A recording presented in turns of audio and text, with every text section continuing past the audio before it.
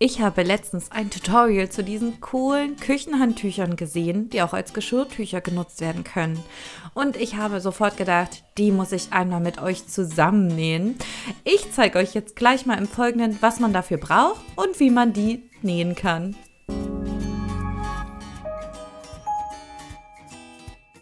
Für die Geschirrtücher benötigt ihr einmal Waffel-Piqué, also nicht dehnbaren Waffel-Piqué.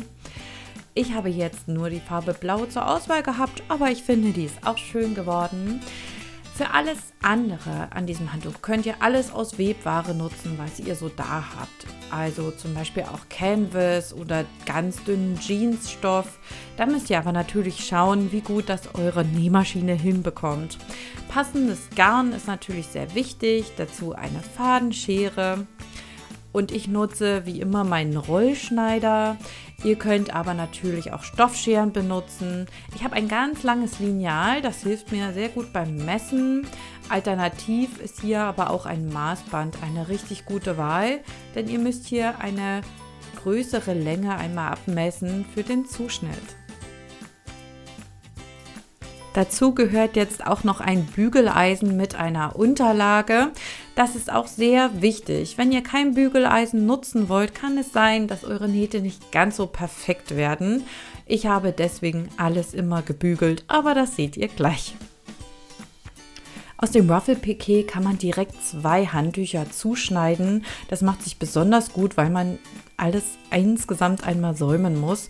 Deswegen messe ich jetzt einmal 73 x 53 cm ab. Ich habe mir das mit so einem Kreidestift markiert. Hier geht aber auch ein Trickmarker oder ganz normale Schneiderkreide. Und dann wird einmal genau markiert, wo ich dann am Ende lang schneide. Beim Zuschnitt kommt mir jetzt mein langes Lineal zugute und ich kann auch diese große Fläche einmal gut zuschneiden. Wenn ihr nicht so ein großes Lineal zur Hand habt, dann geht vielleicht auch ein großes Buch, um sich an dieser Kante orientieren zu können. Oder eben vielleicht auch ein Lineal, selbst gebastelt aus Snap-Pep. Denn mit einem Maßband könnte es hier natürlich ein bisschen schwieriger werden beim Zuschnitt. Als nächstes schneide ich mir die Schlaufen zu. Dafür habe ich einmal dünnen Jeansstoff genommen und einmal ganz normalen dünnen Baumwollstoff. Hier wird dann wieder einmal ganz normal ausgemessen. Die Schlaufe wird 19 x 20 cm. Da muss man ein bisschen drauf achten. Die längere Seite und die kürzere Seite ergeben dann am Ende ja das Gesamtbild und deswegen muss man beim Muster genau spekulieren, wie rum man das denn haben möchte. Die längere Seite, also die 20 cm, verlaufen später vertikal. Das heißt, mein Muster würde jetzt von links nach rechts gehen und später dann von oben nach unten gesehen werden. Also ihr müsst euch jetzt meinen Stoff circa 90 Grad drehen in Gedanken, um zu sehen, wie dann am Ende die Schlaufe verlaufen würde. Denkt daran beim Zuschnitt, damit eventuelle Muster nicht falsch verlaufen. Für den zweiten Zuschnitt habe ich dann einfach immer das Stoffstück, das ich schon zugeschnitten habe, als Schablone genommen. In diesem speziellen Projekt lohnt sich vielleicht auch, sich Schablonen zu machen, also selbst zu basteln, entweder aus Papier als eigenes Schnittmuster oder vielleicht aus Snap-Pep. Für die lange Seite, ich werde sie in Zukunft einfach Rückseite nennen, benötigen wir ein Stoffstück 18 x 38 cm. Das habe ich wieder abgemessen und markiert und dann wird zugeschnitten.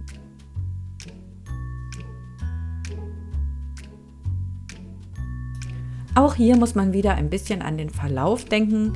Der ist nämlich längs, also von oben nach unten. Und dabei achtet man auf das Muster. Das seht ihr aber gleich nochmal beim zweiten Stoff. Da habe ich mir einen Stoff mit einem Muster ausgesucht. Auch hier nehme ich wieder den ersten Zuschnitt als Schablone. Und meine Krokodile verlaufen dann sozusagen von oben nach unten. Hier habe ich mir wieder ein Lineal gesucht, um den Rollschneider zu führen. Das ist viel einfacher, als einfach so auf dem Stoff zu schneiden, gerade bei dem Zuschnitt von geraden Linien macht es sich sehr gut, an der Kante von einem Lineal lang zu schneiden. Wir müssen immer noch ein bisschen was vorbereiten, bevor wir das erste Mal nähen können. Einmal ist es wichtig, dass wir den Ruffle-Piqué einmal säumen. Dafür schneide ich die Ecken ab, damit ich den Saum gut umgeklappt bekomme und sauber hinbekomme. Der Saum wird jetzt 1 cm eingeklappt und dann noch einen weiteren Zentimeter. Ich habe jetzt hier ein Bügellineal, an dem ich es dann immer nach 1 cm anbügel, so dass der Stoff dann gut hält und gut genäht werden kann. Die Bügelarbeit ist natürlich eine anstrengende Arbeit, aber sie lohnt sich. Das macht das Säumen so viel einfacher beim Nähen. Jetzt wird ein zweites Mal um 1 cm umgeklappt, so dass ein schöner Saum entsteht. Auch da wird wieder gebügelt, damit dieser Saum schon vorgearbeitet ist und richtig schön glatt ist.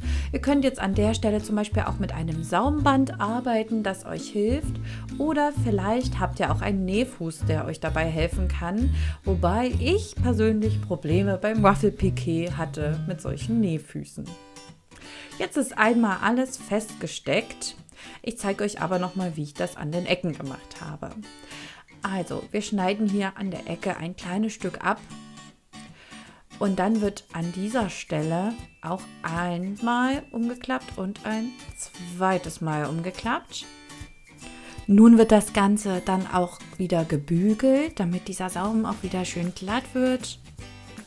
Und nach dem Bügeln nehme ich mir die zweite Seite vor und stecke das Ganze gut zusammen, sodass nirgendwo der Stoff ausfransen kann. Bilde einfach eine schöne Ecke. Jetzt ist einmal alles rundherum festgesteckt und wird rundherum gesäumt. Dafür nehmen wir einen Geradstich mit der Nähmaschine.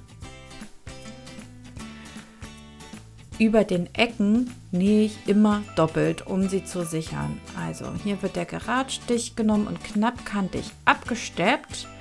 An der Ecke nähe ich 2 weiter nach vorn, als man denken würde, und 2 wieder zurück. Und dann lasse ich die Nadel im Stoff stecken, nehme das Nähfüßchen hoch, drehe den Stoff um 90 Grad und kann weiter knappkantig absteppen. Ich habe jetzt hier ein Garn gewählt, das man auch überhaupt nicht sieht in dem Ruffle-Piqué.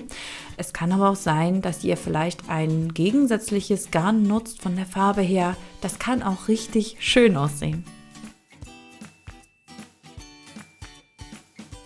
Jetzt wurde einmal rundherum abgesteppt. Dann nehme ich mir mein Ruffle-Piqué doppelt und streiche ihn ein bisschen glatt. Dann drücke ich die Ecken ein bisschen fest, damit sie für mich markiert sind und markiere mir dann diese Stellen nochmal.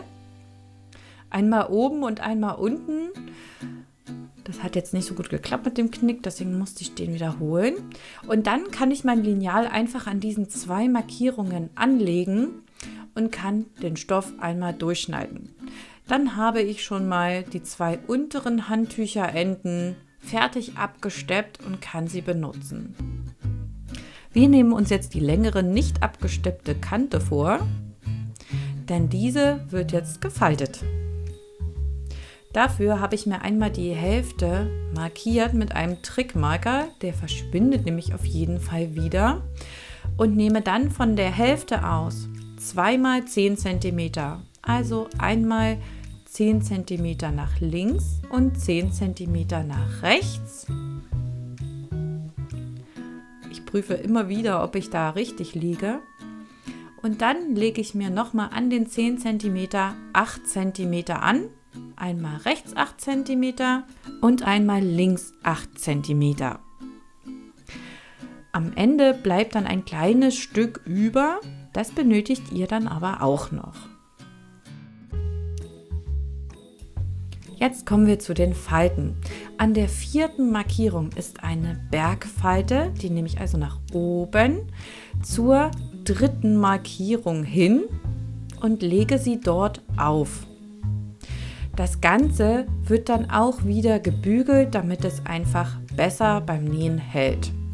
Ich nehme mir wieder eine Bügelunterlage, denn meine Nähmatte ist natürlich nicht für Hitze geeignet, und bügel das Ganze einmal. Das Ganze machen wir dann auch nochmal mit der zweiten Markierung. Auch die ist eine Bergfalte, geht nach oben zur Mitte hin gefaltet. Das Ganze mache ich mir wieder ein bisschen glatt. Es muss ganz ordentlich sein, damit am Ende das Handtuch auch schön akkurat aussieht. Jetzt nehme ich mir die erste Markierung, die ist eine Talfalte, die geht sozusagen nach unten, und schlage das Ganze nach innen ein. Jetzt wird wieder gebügelt.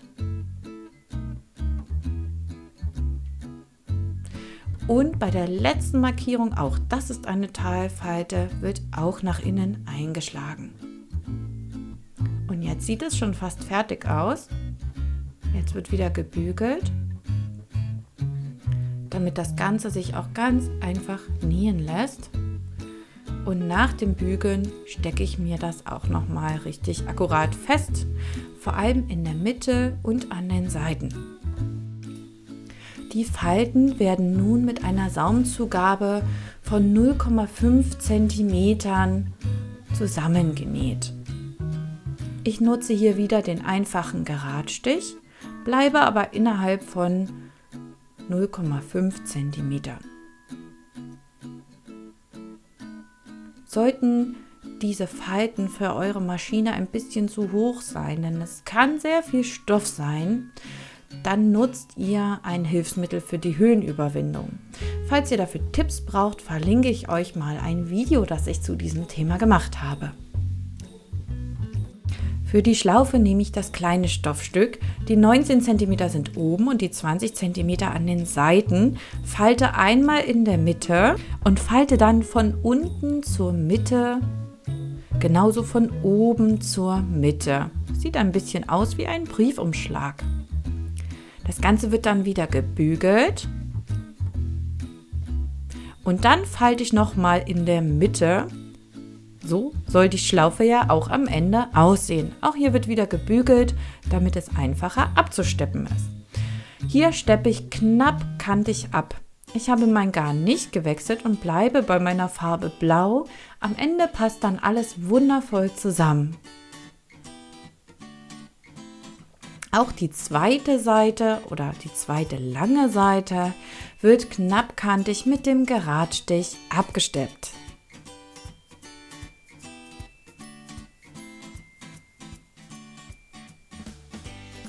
Jetzt nehmen wir uns den Stoff von der Rückseite vor. Der wird auch wieder einmal in der Mitte gefaltet. Achtet dabei an den Verlauf eurer Muster, wie rum ihr die am Ende haben möchtet. So, diese Falte ist für uns sehr wichtig, denn da legen wir von oben die Schlaufe an. Also die Faltstelle ist unten an der Kante der Schlaufe. Jetzt stecke ich mir die Schlaufe direkt fest.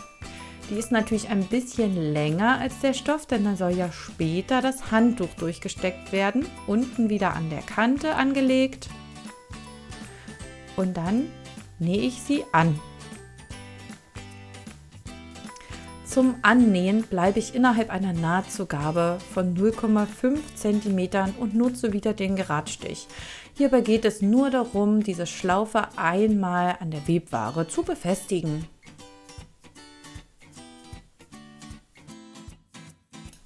Mit meiner Naht bleibe ich dabei natürlich nur auf der Schlaufe. Ich nähe nicht weiter auf dem Stoff. Natürlich wird auch alles hier wieder verriegelt. Auch bei Hilfsnähten kann das mal wichtig werden, falls ihr ein Projekt doch mal etwas länger liegen lassen möchtet. Auch bei der zweiten Seite der Schlaufe bleibe ich wieder innerhalb meiner Nahtzugabe von 0,5 cm. Ich habe hier sogar noch ein bisschen enger genäht, damit ich einfach ein bisschen mehr Überblick habe. Auch hier wird wieder vernäht und ich bleibe auf der Schlaufe.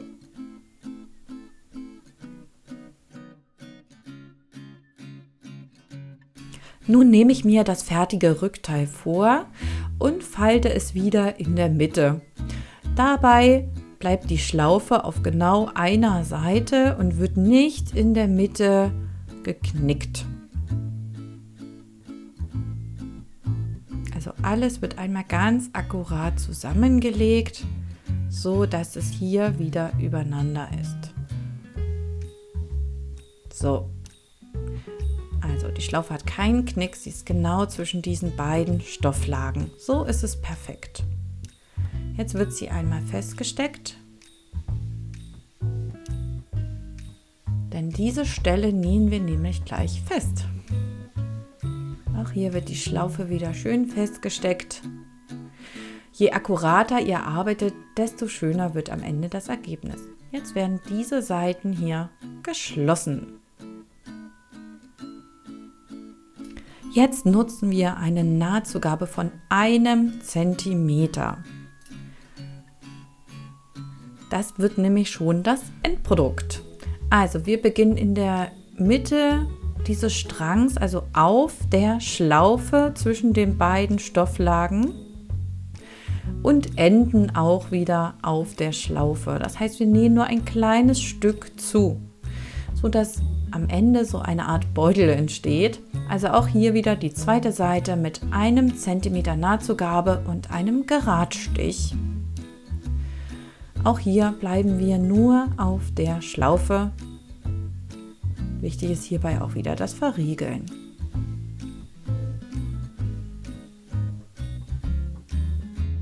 Den Stoff vom Rückteil falte ich mir einmal an der kürzeren Seite, um mir die Mitte zu markieren.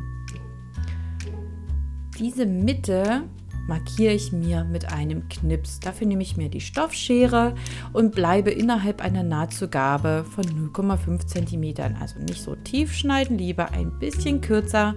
Es soll nur eine Orientierung sein. Jetzt klappe ich mir das Ganze wieder auf und sehe, hier ist mein Knips. Das ist also genau die Mitte. Wichtig ist es, diese Mitte zu finden, weil wir jetzt das Handtuch annähen wollen. Und zwar nehmen wir uns das Handtuch einmal so, dass die Kellerfalte innen ist und die markiert hier auch sozusagen einen Knips. Also legen wir die Falte auf den Knips und haben dabei beide Mitten perfekt getroffen. Das wird sofort festgesteckt, wenn ich es einmal so schön halte. Und dann nehme ich mir noch die anderen Seiten. Nicht wundern, hier steht ein bisschen Stoff über. Das muss so sein. Und das passiert auch auf beiden Seiten. Also bei beiden Seiten habt ihr ungefähr 1 cm Stoff von der Webware bzw. der Rückseite überstehend. Das ist aber nicht schlimm. Das wird jetzt wieder mit einem Geradstich fixiert.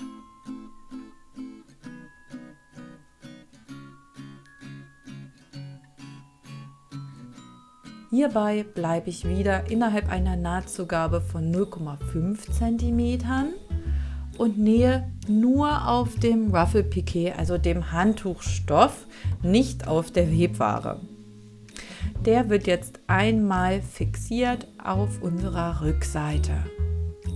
Achtet dabei darauf, dass der Stoff nicht verrutscht, aber wenn ihr den gut festgesteckt habt, dürfte das eigentlich nicht passieren. Und dann wird wieder die Naht verriegelt. Ich bleibe genau auf dem Handtuch. Das Ganze breite ich jetzt einmal vor mir aus, nehme mir den Handtuchstoff, also den Ruffle-Piqué vor, rolle mir den ein bisschen ein und stecke den ein bisschen in diesen kleinen Beutel rein, den sich hier gebildet hat. So, ein bisschen ordentlich, denn ich möchte nicht aus Versehen etwas von diesem Handtuch festnähen. Das ist der Grund dahinter, denn wir legen jetzt beide webware Seiten auf das Handtuch. Auf einer Seite ist es schon fixiert und die andere Seite kommt jetzt oben drauf und wird akkurat festgesteckt. Also auch die beiden überstehenden Stücke werden aneinander genäht und festgesteckt, so dass ihr jetzt so eine Art Beutel habt. Und den nähen wir jetzt wieder mit dem Geradstich fest. Hierbei wird jetzt wieder eine Nahtzugabe von 1 cm genutzt. Das ist wichtig, nutzt die Markierung auf eurer Nähmaschine oder nutzt kleine Helferlein. Hier werden jetzt alle Stoffe miteinander vernäht und auch von Beginn an. Das heißt, auch die dünnen Seiten, an denen nur 2 webware Schichten übereinander sind, auch die werden jetzt mit diesem Stich einmal fixiert und bleiben auch innerhalb der 1 cm Nahtzugabe. Das ist jetzt eine große Höhe. Achtet darauf, dass eure Nähmaschine hier durchkommt durch diese Stofflagen. Legt euch alles ordentlich hin und dann klappt es auch. Wie immer werden die Nähte natürlich auch fixiert. Ich nehme mir das Ganze raus und klappe jetzt einmal diese dünnen Seiten nach innen. Und zwar beide. Die ist jetzt einmal umgeklappt. Die Klammer kann man sich an der Stelle sparen, das habe ich ganz schnell gemerkt, und fixiere das Ganze auch mit 1 cm Nahtzugabe mit dem Geradstich und nähe dabei aber auch noch ein bisschen wieder auf der anderen Naht, damit das Ganze wirklich fixiert ist. Das Ganze machen wir auch auf der anderen Seite. Also beide Seiten werden jetzt nach innen geklappt und einmal mit dem Geradstich fixiert. Wichtig ist, dass ihr natürlich ein bisschen weiter vorne anfangt, damit es nicht zu knapp wird oder sich irgendetwas öffnet.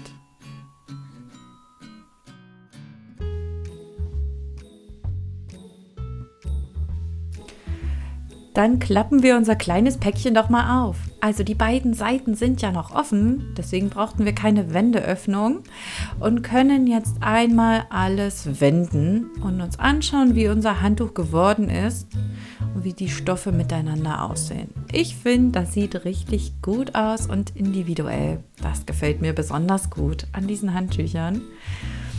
Wichtig ist, dass wir jetzt natürlich diese Seitenöffnung noch schließen, deswegen klappe ich die ein bisschen nach innen. Die haben dann wieder ungefähr 1 cm Nahtzugabe nach innen, aber so, dass es halt passt mit dem Rest. Es ist ja schon sozusagen durch die Ecken vorgegeben und klappt sich fast automatisch nach innen, wenn man ein bisschen daran zieht mit den Fingern. Das Ganze wird jetzt nochmal fixiert. Ich nehme mir dafür wieder Stoffklammern vor. Und jetzt können wir einmal alles knappkantig absteppen oder wieder mit einer Nahtzugabe von 0,5 cm. Wichtig ist, dass ihr nicht auf der Schlaufe näht, also unter der Schlaufe lang. Ich zeige euch das gleich mal an der Nähmaschine. Also ihr seht, ich habe hier ungefähr 0,5 cm Nahtzugabe genommen und fixiere einmal den Stoff, steppe ihn ab. Hierbei ist es wieder so, wenn ihr einen Stich zu viel macht, macht ihr einfach wieder einen Stich rückwärts. Das ist nicht schlimm, das sieht man am Ende kaum. Und schließe jetzt auch die Seitennähte. An den Ecken wird wieder 90 Grad gedreht mit Nadel im Stoff, so dass es am einfachsten ist. Jetzt nehme ich mir die Schlaufe immer ein bisschen zur Seite und nähe an der Schlaufe entlang, also nie auf der Schlaufe. Die wollen wir ja nicht nochmal fixieren, die ist schon fest. Einmal oben lang, also wirklich genau einmal rundherum. Jetzt komme ich genau an der anderen Schlaufenseite lang. Die Schlaufe ist auch lang genug, damit man sie einfach immer ein bisschen beiseite nehmen kann. Das ist überhaupt kein Problem. Jetzt wird die zweite Seite einmal geschlossen. Kontrolliert immer ein bisschen, ob alles glatt liegt und nichts übersteht. Und dann sind wir schon einmal rundherum.